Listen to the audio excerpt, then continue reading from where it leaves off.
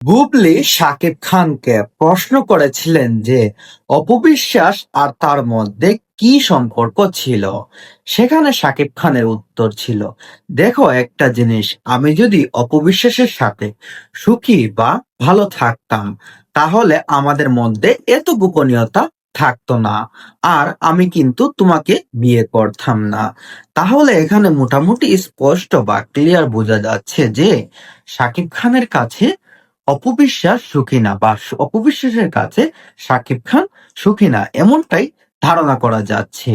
যেহেতু শাকিব খান নিজের মুখেই স্বীকার করেছেন সে অপবিশ্বাসের কাছে সুখী না, সে যদি সেখানে সুখী বা অনেক খুশি থাকতো তাহলে কেন সে শবনম বুবলিকে তার লাইফ পার্টনার হিসাবে বেছে নিল?